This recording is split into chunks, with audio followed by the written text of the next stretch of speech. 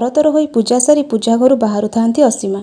ଠିକ୍ ଏତିକି ବେଳେ କୋଉଠି ଥିଲା ପୁପୁନ ତାଙ୍କ ଭଣଜା ଦୌଡ଼ି ଆସି ହାପି ହୋଲି ମାଇଁ କହି ହାତରେ ଧରିଥିବା ରଙ୍ଗ ଅବିରରୁ କିଛି ତାଙ୍କ ମୁହଁରେ ଲଗେଇ ଦେଇ ଖିଲି ଖିଲି ହସି ଅଳପକ ନୟନରେ ମାଇଁଙ୍କ ମୁହଁକୁ ଚାହିଁ ରହିଲା।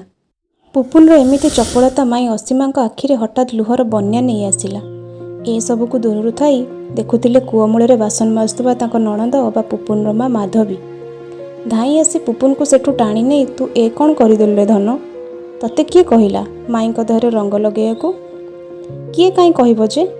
ଆଉ ଆଜି ତ ହୋଲି, ଆଜି ସମସ୍ତେ ତ ରଙ୍ଗ ଖେଳନ୍ତି, ଆଉ ସେ ପାଇଁ ମୁଁ ମାଇଁଙ୍କୁ ଟିକେ ରଙ୍ଗ ଲଗେଇଦେଲି, ହାପି ହୋଲି ବୋଲି କହିଦେଲି। କାହିଁ କ'ଣ ହେଲା କି? ମାଇଁ କ'ଣ ଆଜି ରଙ୍ଗ ଖେଳିବେନି କି? ମାଧବୀଙ୍କ ଆଖି ବି ଛଳଛଳ ହୋଇଗଲା ପୁପୁନର ଏ ପ୍ରଶ୍ନରେ। ଏତିକିବେଳେ ପଡ଼ିଶା ଘର ଶିବାନୀ ଭାଉଜଙ୍କ ପୁଅ ଶିବୁ ଆସି ଡାକିଲା ପୁପୁନ ଆସେ, ରାଧା ଗୋବିନ୍ଦଙ୍କ ପାଖେ ଅବିର ଖେଳ ଆରମ୍ଭ ହେଲାଣି, ଆମେ ସେଇଠି ଯାଇ ହୋଲି ଖେଳିବା।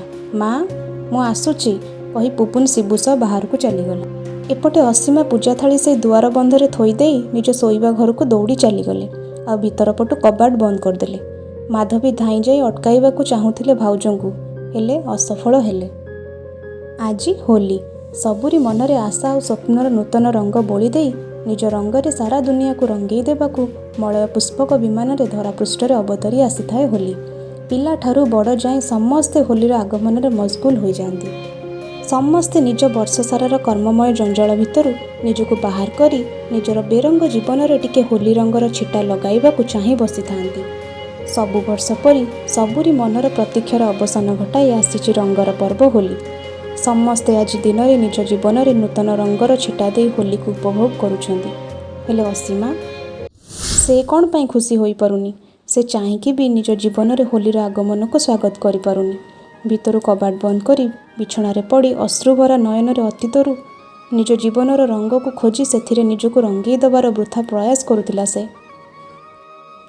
ଆଜକୁ 20 ବର୍ଷ ହେଲା, ଏଇ ତ କାଲି ପରି ଲାଗୁଛି। ଗଲା ମାର୍ଗଶିରରେ ସେ ଘରକୁ ସାଗରଙ୍କ ହାତ ଧରି ବୋହୂ ହୋଇ ଆସିଥିଲା। ଆଖିରେ ଆଖିଏ ସ୍ୱପ୍ନ, ମନରେ ଅସୁମାରୀ ଆଶା। ଶାଶୁ ଶ୍ୱଶୁର ସ୍ୱାମୀ ନଣନ୍ଦକୁ ନେଇ ଘର କରିବ, ସ୍ୱାମୀର ମନ ନେଇ ଚଳିବ, ସୁହାଗିନୀ ସାଜିବ। ଶୁଣିଥିଲା କି ବେଦୀରେ ହୋମନିଆଁକୁ ସାକ୍ଷୀ ରଖି ମଥାରେ ସିନ୍ଦୁର ନେଇ ପୁରୋହିତଙ୍କ ମନ୍ତ୍ରରୂପୀ ସୂତାଖିଅରେ ଥରେ ବିବାହ ବନ୍ଧନରେ ବାନ୍ଧି ହେଲେ ଏ ବନ୍ଧନ କୁଆଡ଼େ 7 ଜନ୍ମ ପାଇଁ ଛାଡ଼ି ନଥାଏ। ବାହାଘରର ଅଳ୍ପ ଦିନ ମଧ୍ୟରେ ସେ ଶାଶୁଘରର ସମସ୍ତଙ୍କ ମନ ଲାଖି ବୋହୂଟିଏ ହୋଇପାରିଥିଲା। କାହିଁକି ନା ତା କଳୁଗୁରି ଜେଜେମା ତା ପାଖେ ପାଖେ ରହି ଶାଶୁଘରେ କେମିତି କାହାର ମନ ନେଇ ଚଳିବା ସହ ସ୍ୱାମୀକୁ କେମିତି ନିଜ ରୂପ ଆଉ କଥା ଚାତୁରୀରେ ବାନ୍ଧି କାନିରେ ଗଣ୍ଠି ପକାଇ ରଖିବାକୁ ହୁଏ, ସେ ମନ୍ତ୍ରଣା ବି କିଛି କିଛି ଆସିଲା ବେଳେ ତା କାନରେ ଦେଇ ଦେଇଥିଲା। ବାହାଘରର କିଛି ଦିନ ପରେ ସ୍ୱାମୀଙ୍କର ଛୁଟି ପୁରୀ ଆସିବାରୁ ସେ ସୁଦୂର ଅହମ୍ମଦାବାଦ ବାହାରିଲେ ନିଜ କର୍ମସ୍ଥଳୀକୁ। ନୂଆ ହୋଇ ଆସିଥିବା ପ୍ରାଣ ସଙ୍ଗିନୀକୁ ଛାଡ଼ି ଯିବାକୁ ଇଚ୍ଛା ନଥିଲେ ବି ଯିବାକୁ ପଡ଼ିବ। ଗଲାବେଳେ କଥା ଦେଇଗଲେ ଯେ ଆସନ୍ତା ହୋଲିକୁ ସେ ନିଶ୍ଚୟ ଘରକୁ ଆସିବେ, ଆଉ ସେ ବର୍ଷ ତାଙ୍କ ବିବାହ ପରର ପ୍ରଥମ ହୋଲିକୁ ନିଜ ମନର ମାନସୀ ସହ ମନାଇବେ। ଅଭିମାନ ଭରା ମନରେ ଅବ୍ୟକ୍ତ କୋହକୁ ଛାତିରେ ଚାପି ରଖି ଅସୀମା ବିଦାୟ ଦେଲା ସାଗରଙ୍କୁ। ସେ ସମୟରେ ମୋବାଇଲ ଫୋନର ଏତେ ବ୍ୟବହାର ହୋଇନଥିଲା, ତେଣୁ ପ୍ରତି ମାସରେ ଖଣ୍ଡେ ଲେଖା ଚିଠି ଲେଖିବାକୁ ଯେମିତି ସାଗର ଭୁଲି ନ ଯାଆନ୍ତି, ସେ ପ୍ରତିଶ୍ରୁତି ସହ ସାଗର ବାହାରିଗଲେ ବିଦେଶ। ସମୟ ସୁଅ ଗଡ଼ି ଚାଲିଲା। ସେପଟେ ସାଗର ଆଉ ଏପଟେ ଅସୀମା ଉଭୟ ଅସହ୍ୟ ବିଚ୍ଛେଦର ଜ୍ୱାଳାରେ ନୀତି ନୀତି ଜଳି ବଞ୍ଚନ୍ତି। ଉଭୟ ଅପେକ୍ଷାରେ ଥାନ୍ତି ମାସର ଶେଷ ସପ୍ତାହକୁ। କେବେ ଦୁହିଁ ଦୁହିଁଙ୍କ ହାତ ଲେଖା ଚିଠିର ଅନୁଭବ କରିବେ ଦୁଇ ପ୍ରେମଭରା ପ୍ରାଣର ସ୍ପର୍ଶ। ସେଇ ଚିଠି ହିଁ ସାଜେ ଦୁଇ ଚାତକ ଆଉ ଚାତକୀ ଯୋଡ଼ିଙ୍କ ଜୀବନରେ ମେଘରୂପୀ ସଞ୍ଜୀବନୀ। ସବୁଥର ପରି ଶୀତ ଋତୁ ଏ ପୃଥିବୀ ପୃଷ୍ଠରୁ ତାର ଅଭିନୟ ସାରି ବିଦାୟ ନେଲା। ଚୋରା ମଳୟ ଆଉ ଫୁଲର ସମ୍ଭାର ନେଇ ଧରାବତରଣ କଲେ ଋତୁରାଜ ବସନ୍ତ। ଆଉ କେତେଟା ଦିନ ରହିଲା ହୋଲି। ଗଲା ମାସ ଚିଠିରେ ଲେଖିଥିଲେ ସେ କି ହୋଲି ଦିନ ସକାଳ ପହିଲି ବସ୍ରେ ଆସି ପହଞ୍ଚିବେ ସାଗର। ସେ ଯିବା ଯାଏଁ ଅସୀମା ଯେମିତି ହୋଲି ଖେଳି ନଥାଏ, ଏ ଅନୁରୋଧ ଥିଲା ତାଙ୍କର। କାହିଁକି ନା ଏ ବର୍ଷ ହୋଲିରେ ନିଜ ପ୍ରେମ ରଙ୍ଗରେ ସେ ତାଙ୍କ ପ୍ରିୟସୀକୁ ରଙ୍ଗେଇବେ। ଚିଠି ପଡ଼ୁ ପଡ଼ୁ ଫିକ୍ କିନା ହସି ଦେଇଥିଲା ଅସୀମା। ନଣନ୍ଦ ମାଧବୀ ବି ଛିଗୁଲେଇ କେତେ କ'ଣ କହିଥିଲା ତାଙ୍କୁ। ଲାଜରେ ଝାଉଁଳି ରୋଷେଇ ଘର ବାହାନାରେ ଉଠିଗଲା ତାଙ୍କ ପାଖରୁ। ରାତି ପାହିଲେ ହୋଲି। ରାତିରେ ଆଉ ନିଦ ନାହିଁ ଅସୀମାକୁ। ରାତି ପାହି କେତେବେଳେ ସକାଳ ହେବ ଯେ? ଏ ସୂର୍ଯ୍ୟ ଦେବତା ବିନା ଆଜି କାହିଁ ଏତେ ଡେରି କରୁଛନ୍ତି ଯେ? କୁହାଯାଏ ପ୍ରତୀକ୍ଷାର ଗୋଟେ ମୁହୂର୍ତ୍ତ କାଳେ ଗୋଟେ ଯୁଗ ପରି ଲାଗେ। ଆଜି ସେଇଟା ଅନୁଭବ କରିପାରୁଥିଲା ସେ। ସକାଳୁ କେହି ନ ଉଠିବା ଆଗରୁ ସବୁ ଘର ପାଇଠି ସାରିଦେଲା ଅସୀମା। ଗାଧୋଇ ଆସି ଆଇନା ଆଗରେ ନିଜକୁ ସୁନ୍ଦର କରି ସଜେଇ ଦେଲା ସେ। ଆଲମିରା ଖୋଲି ବାଛି ବାଛି ଗୋଲାପୀ ରଙ୍ଗର ଶାଢ଼ୀଟେ ବାହାର କଲା ସେ। ତାର ଚମ୍ପା ଫୁଲିଆ ଗୋରା ରଙ୍ଗ ଦେହକୁ କାଳେ ଭାରି ମାନେ ସେଇ ଗୋଲାପୀ ରଙ୍ଗର ଶାଢ଼ୀ। ଆଉ ସାଙ୍ଗକୁ ଗଭାରେ ଗୋଲାପ ଫୁଲର ଉପସ୍ଥିତିରେ କୁଆଡ଼େ ସେ ସାଗର ରାଜ୍ୟର ଗୋଲାପ ରାଣୀ ଭଳି ଦିଶେ ବୋଲି ସାଗର ତା ସୌନ୍ଦର୍ଯ୍ୟର ତାରିଫ କରି କୁହନ୍ତି। ସୂର୍ଯ୍ୟ ଦେବତା ବୋଧେ ଗତକାଲିର କ୍ଳାନ୍ତ ଜନିତ ନିଦ୍ରା ସକାଶେ ଜଲ୍ଦି ଉଠିବାକୁ ଇଚ୍ଛା କରୁନାହାନ୍ତି, ଏ ଭାବନା ଥିଲା ଅସୀମାର। ଏମିତି ଅସୀମା ଆଉ ତା ପ୍ରିୟତମାକୁ ଭେଟିବାର ଆକୁଳ ପ୍ରାଣର ଅପେକ୍ଷା ସମସ୍ତ ଭୌଗୋଳିକ ସୀମାରେଖାକୁ ଟପି ପୂର୍ବ ଆକାଶ ଛାତିରୁ ସିନ୍ଦୁରା ଫଟେଇ ସାଥିରେ ନୂଆ ଆଶା ଆଉ ନୂଆ ଉତ୍ସାହର କିରଣ ନେଇ ଉଇଁ ଆସିଲେ ସୂର୍ଯ୍ୟଦେବ। ନିଜକୁ ଖୁବ୍ ଭଲ ଭାବେ ସଜେଇ ସାରିଲା ପରେ ଘଡ଼ିଏ କାଳ ଆଇନାକୁ ଚାହିଁ ରହିଲା। କିଏ ତାକୁ ଏତେ ସୁନ୍ଦର କରି ଗଢ଼ିଲା ତାର ଯୌବନ? ନା ନଦୀଟିଏ ହୋଇ ସାଗରର ବକ୍ଷରେ ନିଜକୁ ଏକାକାର କରିଦେବାର ଅଭିଳାଷ? ଭାଉଜ ଆସ, ଦେଖ ସମସ୍ତେ ତୁମ ସହ ହୋଲି ଖେଳିବାକୁ ଅପେକ୍ଷା କରିଛନ୍ତି।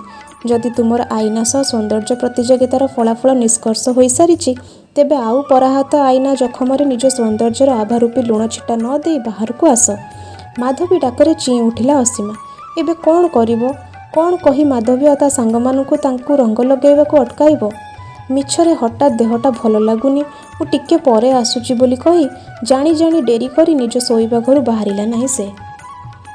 ମାଧବୀର ସାଙ୍ଗମାନେ କହିଲେ, ଚାଲଲୋ ମାଧବୀ, ଆଗେ ନହେଲେ ସେ ରାଉତ ସାହି କାଞ୍ଚନ ଭାଉଜଙ୍କୁ ରଙ୍ଗ ଲଗେଇ ଆସିବା, ପରେ ତୋ ଭାଉଜଙ୍କ ସହ ଖେଳିବା। ଏତିକି କହି ସମସ୍ତେ ଚାଲିଗଲେ। ଅସୀମା ସେମିତି ଅପଲକ ନୟନରେ ଚାହିଁ ରହିଥାଏ ସାଗର ଆସିବା ବାଟକୁ। ଏ କ'ଣ, ବେଳ 2 ଘଡ଼ି ହେଲାଣି, ସୂର୍ଯ୍ୟ ମୁଣ୍ଡ ଉପରକୁ ଉଠିଲେଣି, ଦେଖା ନାହିଁ ସାଗରଙ୍କର। ମନଟା ଅସ୍ଥିର ହେଲାଣି। ସକାଳର ବସ୍ ସମୟ ବି ଚାଲିଗଲାଣି। ଚିଠିରେ ତ ଲେଖିଥିଲେ ସେ ସକାଳ ଗାଡ଼ିରେ ଆସିବେ। ସଞ୍ଜ ନଈ ରାତି ହେବାକୁ ବସିଲାଣି। ସମୟ ଗଡ଼ିବା ସହ ମନଟା ଭାରି ଗୁଡ଼େଇ ହେଲାଣି। ଭାରି ମନରେ ଠାକୁର ଘରେ ଦୀପ ଲଗାଇଲା ବେଳକୁ କୁଆଡ଼େ ଦଳକାଏ ପବନ ପଶି ଆସିଲା କେଜାଣି, ଧପ୍ କିନା ପୂଜା ଦୀପଟା ଲିଭିଗଲା। ଏଥର ମନକୁ ପାପ ଛୁଇଁଲା ଅସୀମାର। ହେ ମା କନକ ଦୁର୍ଗା, କିଛି ଆଉ ଅଘଟଣ ହେଇନି ତ? ପୂଜା ଦୀପ ଲିଭିଯିବା କିଛି ଶୁଭ ନୁହେଁ ବୋଲି ପିଲାବେଳେ ଶୁଣିଥିଲା। ତାହେଲେ କ'ଣ ସାଗର ଆଉ କିଛି? ତାର ଦାଣ୍ଡ ଦୁଆରୁ ଘର, ଘରୁ ଦୁଆର ହେବା ଦେଖି ଶାଶୁମା କହିଲେ, ହଉ ହେଲା ଆଉ କ'ଣ, ଯଦି ସକାଳ ଗାଡ଼ି ଛାଡ଼ି ଦେଇଥିବ, ସେ ସେଥିରେ ନ ଆସି ସଞ୍ଜ ଲେଉଟାଣି ବସ୍ରେ ଆସୁଥିବ। ତୁ କାହିଁ ବ୍ୟସ୍ତ ହେଉଛୁ ଲୋ ମା? ତୁ ଗଲୁ ସାଗର ପସନ୍ଦର ଚାଉଳ କ୍ଷୀରି ଟିକେ ଦେଶୀ ଗୁଆ ଘିଅ ଦେଇ ଭଲରେ ତିଆରି କରିଦେଲୁ। ଟୋକାଟାକୁ ମୋର ଭାରି ଭଲ ଲାଗେ ଚାଉଳ କ୍ଷୀରି। ହଉ ବୋଲି କହି ସେ ସେଠୁ ଉଠି ଆସିଲା ରୋଷେଇ ଘରକୁ। ନାଇଁ ନାଇଁ, ସେ ଏମିତି କ'ଣ ସବୁ ନୁଛୁଣା କଥାଗୁଡ଼ା ମନରେ ଆଣୁଛି? ଏତିକି ବେଳେ ଦାଣ୍ଡ ଦୁଆରେ ଗାଡ଼ି ଅଟକିବାର ଶବ୍ଦ ଶୁଣି ଏକା ନିଶ୍ୱାସରେ ଦୌଡ଼ି ଆସି ଦୁଆରେ ହାଜର। କିନ୍ତୁ ଏ କ'ଣ, ସାଗର କାହାନ୍ତି? ତାଙ୍କ ବଦଳରେ 2-3 ଜଣ ପୋଲିସ ବାବୁ ଆଉ ସାଗରଙ୍କ ସାଙ୍ଗ ପ୍ରବୀଣ। ପୋଲିସକୁ ଦେଖି ଘଟଣା କ'ଣ ବୋଲି ପଚାରି ବୁଝିବାରୁ ଘରୁ ବାହାରି ଆସିଲେ ସାଗରଙ୍କ ବାପା। ଏଇଟା ସାଗର ପଡ଼ିଆରୀଙ୍କ ଘର? ହଁ ଆଜ୍ଞା, ମୁଁ ସାଗରର ବାପା। କ'ଣ ହେଇଛି ପୋଲିସ ବାବୁ? ପୋଲିସ ବାବୁ ଗୋଟେ ବ୍ୟାଗ୍ ଆଉ କିଛି ଜିନିଷପତ୍ର ହାତକୁ ବଢ଼େଇ ଦେଇ କହିଲେ, ଏଥିରେ ଥିବା ଜିନିଷପତ୍ରକୁ ଚିହ୍ନି କହିପାରିବେ କି ଏ ବ୍ୟାଗ୍ଟି ସାଗର ବାବୁଙ୍କର କି ନୁହେଁ? ଧାଇଁ ଆସି ଅସୀମା ଶ୍ୱଶୁରଙ୍କ ହାତରୁ ବ୍ୟାଗ୍ଟି ଛଡ଼େଇ ନେଇ ଖୋଲି ପକାଇ ଗୋଟିକ ପରେ ଗୋଟେ ଜିନିଷ ବ୍ୟାଗ୍ରୁ ବାହାର କରି, ହଁ ଏଇଟା ମୋ ସାଗରଙ୍କ ବ୍ୟାଗ୍। ହଁ ବାପା, ଏଇଟା ଆପଣଙ୍କ ପୁଅଙ୍କର ବ୍ୟାଗ୍। ହଁ ଯେ ପୋଲିସ ବାବୁ, ମୋ ପୁଅ ସାଗର କେଉଁଠି? ଆଉ ମନୁଆ, ତୁ ପରା ଯାଇଥିଲୁ ସାଗରକୁ ବସ୍ଷ୍ଟାଣ୍ଡକୁ ଆଣିବାକୁ, ହେଲେ ତୁ ଏକା ଆସିଲୁ କ'ଣ ପାଇଁ? ସାଗର କାହିଁ? ବିଶ୍ୟା କକା କଥା କ'ଣ କି ସାଗର? କ'ଣ ବିଶ୍ୟା କକା? କ'ଣ ସାଗର?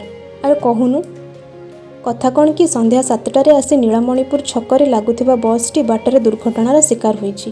ଆଉ ସେଥିରେ ଆସୁଥିବା ଆପଣଙ୍କ ପୁଅ ସାଗର ସେଇ ଘଟଣାସ୍ଥଳରେ ମୃତ ବୋଲି ଆମେ ଖବର ନେଇ ଆସିଛୁ, ପୋଲିସ ବାବୁ କହିଲେ। ସେଇଠି କଚାଡ଼ି ହୋଇ ପଡ଼ିଲା ଅସୀମା। ଲାଗୁଥିଲା ଯେମିତି ତା ଜୀବନର ନୌକାଟି ଅଦିନିଆ ବତାସରେ କୂଳ ଛାଡ଼ି ଭଉଁରୀରେ ଯାଇ ଘୁରି ଘୁରି ନଦୀ ଗର୍ଭରେ ମୁହଁ ମାଡ଼ି ଓଲଟି ପଡ଼ିଛି। ପବନକୁ ଭରସା କରି ତାଳ ଗଛରେ ବସା ବାନ୍ଧିଥିବା ବାଇଚଢ଼େଇର ବସାକୁ ଯେମିତି ଜାଣି ଜାଣି ପବନ ଉଡ଼େଇ ନେବା ବେଳେ ବାଇଚଢ଼େଇ ମନର ଅବସ୍ଥା ପରି ତାକୁ ସବୁଦିଗ ଅନ୍ଧାର ଦିଶୁଥିଲା। ମନେ ପଡ଼ୁଥିଲା ତାର ସାଗରଙ୍କ ସହ ନେଇଥିବା ବେଦୀର ହୋମନିଆ ଚାରିପଟେ 7 ଘେରା ଆଉ 7 ଜନ୍ମ ପାଇଁ ସାଗରଙ୍କ ସହ ବାନ୍ଧିଥିବା ସମ୍ପର୍କର ଡୋରି ବିଷୟରେ। କେଉଁଠି ଭୁଲ ରହିଗଲା କି? ପୁରୋହିତଙ୍କ ଦ୍ୱାରା କରାଯାଇଥିବା ମନ୍ତ୍ରପାଠର, ଯାହା ପାଇଁ ତା 7 ଜନ୍ମ ପାଇଁ ବନ୍ଧା ହୋଇଥିବା ସମ୍ପର୍କର ଡୋରିଟି ଗୋଟେ ଜନ୍ମ ପୁରା ନ ହେବା ଆଗରୁ ଛାଡ଼ିଗଲା। ଆଉ ଏମିତି ହେଇନି ତ, ଜେଜେମା ସ୍ୱାମୀକୁ ନିଜ କାନିରେ ଗଣ୍ଠି ପକାଇ ରଖିବାର ଯେଉଁ କର୍ଣ୍ଣମନ୍ତ୍ର ଦେଇଥିଲା, ସେ ମନ୍ତ୍ରକୁ କ'ଣ ସେ ଠିକ୍ ଭାବେ ପ୍ରୟୋଗ କରିପାରିଲାନି? ଯେଉଁଥିପାଇଁ ତା ସାଗର ତାକୁ ଛାଡ଼ିଗଲେ? କେଉଁଠି ରହିଗଲା ଭୁଲ? ଏ ସବୁ ପ୍ରଶ୍ନର ମାୟାଜାଲ ଆଉ ସେଥିରୁ ଉତ୍ତର ଖୋଜି ଖୋଜି ବାହାର କରିବାକୁ ପ୍ରୟାସ କରୁ କରୁ ସେ ପାଗଳି ପ୍ରାୟ ଛାତି ବାଡ଼ି କାନ୍ଦୁଥିଲା। ଲାଗୁଥିଲା ତା ଗୋଲାପୀ ରଙ୍ଗର ଶାଢ଼ୀ ଆଉ ଗଭାର ଗୋଲାପ ବି ତାକୁ ଅଟ୍ଟହାସ୍ୟ କରୁଛନ୍ତି ଆଉ କହୁଛନ୍ତି, ଯା, ଏସବୁରେ ଆଉ କ'ଣ ଅଧିକାର? କାହା ପାଇଁ ଆଉ ଏ ସାଜ ସିଙ୍ଗାର? ସାଗର ସହ ହୋଲି ଖେଳିବାକୁ ଠାକୁର ଘରେ ସଜେଇ ରଖିଥିବା ଅବିର ଭରା ରଙ୍ଗ ଥାଳି ବି ତା ଅସହାୟତାରେ ମୁଚୁକି ହସୁଥିଲା। ବାସ୍, ସେବେଠୁ ତା ଜୀବନର ରଙ୍ଗ ଚାଲିଯାଇଛି। ତା ପରଠାରୁ ସେ କେବେ ବି ଇନ୍ଦ୍ରଧନୁକୁ ଆଖି ଉଠାଇ ଦେଖିନି କି ହୋଲି ଆସିବାର ଖୁସିରେ ଆତ୍ମହରା ହୋଇନି। ସେହି ଦିନଠୁ ସେ ତା ଦେହରେ କୌଣସି ରଙ୍ଗ ଛିଟା ଲାଗିବାକୁ ଦେଇନି, କେବଳ ସାଗରଙ୍କ କଥା ରଖି। ସେ ନ ଫେରିବା ଯାଏଁ ଆଉ କାହାକୁ ରଙ୍ଗ ଲଗାଇବାର ମୌକା ଦେବନି ସେ। ସେ ଜାଣେ ସାଗର ଆଉ ଫେରିବେନି କି ତା ଚମ୍ପାଫୁଲିଆ ଗୋରା ଦେହରେ ଆଉ କେବେ ହୋଲିର ରଙ୍ଗ ଛିଟା ଲାଗିବନି। ସେଥିପାଇଁ ସେ ହୋଲି ଦିନ ରାତିକୁ ଅପେକ୍ଷା କରିଥାଏ। ସମସ୍ତେ ଶୋଇଗଲା ପରେ ଥାଳିରେ ଗୋଲାପୀ, ନୀଳ, ବାଇଗଣୀ ଏମିତି ସବୁ ରଙ୍ଗକୁ ସଜେଇ ରଖେ। ସେ ରାତିରେ ନିଜକୁ ଗୋଲାପୀ ରଙ୍ଗର ଶାଢ଼ୀରେ ସୁନ୍ଦର ଭାବେ ସଜାଏ ଆଉ ଗଭାରେ ସଜ ଗୋଲାପ ଦେଇ ନିଜ କବରୀ ସଜାଏ। ମନେ କରି ତିଆରି କରିଥିବା ଚାଉଳ କ୍ଷୀରିକୁ ବି ଗୋଟେ ଗିନାରେ ବାଢ଼ି ଆଣେ ଆଉ କବାଟ ବନ୍ଦ କରି ସାଗରଙ୍କ ଫଟୋ ସାମ୍ନାରେ ଦୀପଟେ ଲଗାଏ। ବର୍ଷ ସାରା ମନରେ ଚାପି ରଖିଥିବା ସବୁ କୋହ, ସବୁ ଅଭିମାନକୁ ଲୁହ କରି ବୁହାଇ ଦିଏ ତାଙ୍କ ସାମ୍ନାରେ। ଆଉ ଶେଷରେ ହୋଲି ରଙ୍ଗକୁ କିଛି ସାଗରଙ୍କ ମୁହଁରେ, କିଛି ତା ମୁହଁରେ ଲଗେଇ ଫଟୋକୁ ଧରି ମନ ଭରି କାନ୍ଦେ। ସେଇ ଫଟୋକୁ ଆଲିଙ୍ଗନ କରି ସେ ଅନୁଭବ କରେ ସାଗରଙ୍କ ବାହୁବନ୍ଧନରେ ସେ ଅଭୁଲା ମୁହୂର୍ତ୍ତ ସବୁକୁ ଆଉ ନିଜକୁ ହଜେଇ ଦିଏ ସେ ବାହୁବନ୍ଧନର ବିସ୍ତୀର୍ଣ୍ଣ ବେଳାଭୂମିରେ। ଆରେ ମା ଅସୀମା, କବାଟ ଖୋଲ ମା, ଦିନ ଗୋଟାକ ଯାଇ ରାତି ହେବାକୁ ବସିଲାଣି। ଆଉ କେତେବେଳ ଯାଏଁ ଘରଟା ଭିତରେ ନିଜକୁ ବନ୍ଦୀ କରି ରଖିବୁ? ଆ ମା, ବାହାରକୁ ଆ। ବାଳୁତ ପିଲାଟା ନ ଜାଣି ତୋ ଦେହରେ ଅବିର ରଙ୍ଗ ଲଗେଇ ଦେଇଛି। ଛୁଆଟା କ'ଣ ବା ମାପିପାରିବ ତୋ ଜୀବନରେ ହେଇଥିବା କ୍ଷତର ଗଭୀରତାକୁ? ମାଧବୀ ତାକୁ ବୁଝେଇ ଦେଇଛି, ସେ ଆଉ କେବେ ବି ତୋ ସହ ଏପରି ପିଳାଲିଆମି କରିବନି। ତୁ ବାହାରକୁ ଆସେ, ମାଟା ପରା। ଶାଶୁଙ୍କ ଡାକରେ ଏକା ଲମ୍ଫକେ ଅତୀତରୁ ବାହାରି ଆସିଲା ଅସୀମା। ପୁପୁନ୍ ତ ଛୁଆଟା, ତାର ବା କ'ଣ ଭୁଲ? ଯେତେବେଳେ ନିଜ ଭାଗ୍ୟ ବୈରୀ ସାଜିଲା, ଏ ଛୁଆଟା ଉପରେ ମନ ମାରି କ'ଣ ଲାଭ? ହଁ, ଆସୁଛି ବୋଉ, ଭିତରୁ ଥାଇ ଜବାବ ଦେଲା ଅସୀମା। ଏବେ ମୋତେ ଯିବାକୁ ହେବ, ବହୁତ କାମ ବାକି ପଡ଼ିଛି। ରାତି ହେବାକୁ ବସିଲାଣି। ଏଯାଏଁ କ୍ଷୀରି ବି ତିଆରି ହେଇନି କି ରଙ୍ଗ ଥାଳି ବି ସଜା ହେଇନି। ଏତେ କାମ ପରେ ବି ତାକୁ ନିଜକୁ ବି ସଜେଇବାର ଅଛି, କାହିଁକି ନା ଆଜି ହେଉଛି ହୋଲି। ବର୍ଷ ଆରମ୍ଭରେ ଘରକୁ ନୂଆ କ୍ୟାଲେଣ୍ଡର ଆସିଲେ ସେ ଆଗେ ପୃଷ୍ଠା ଓଲଟାଇ ଦେଖେ, କେବେ ପଡ଼ୁଛି ହୋଲି, କେବେ ସେ ସାଗରଙ୍କୁ ଭେଟିବ। ଆଉ ଆଜି ଯେତେବେଳେ ହୋଲିର ଦିନ, ତେଣୁ ସାଗରଙ୍କ ସହ ତାକୁ ହୋଲି ଖେଳିବାର ଅଛି ରାତିରେ। କାହିଁକି ନା ଦିନ ଆଲୁଅରେ ତା ପାଇଁ ହୋଲିର ଅବିରରେ ରଙ୍ଗ ନଥାଏ, ସବୁ ବେରଙ୍ଗ ପରି ଲାଗେ। ଯାଏଁ, ସେପଟେ ଡେରି ହେଇଗଲେ ସାଗର ଅପେକ୍ଷା କରି ଅଭିମାନ କରିବେ। ନିଜକୁ ନିଜେ ଏତିକି କହି ଦୁଆର କବାଟ ଫିଟାଇବାକୁ ଆଗକୁ ବଢ଼ୁଥିଲା ଅସୀମା।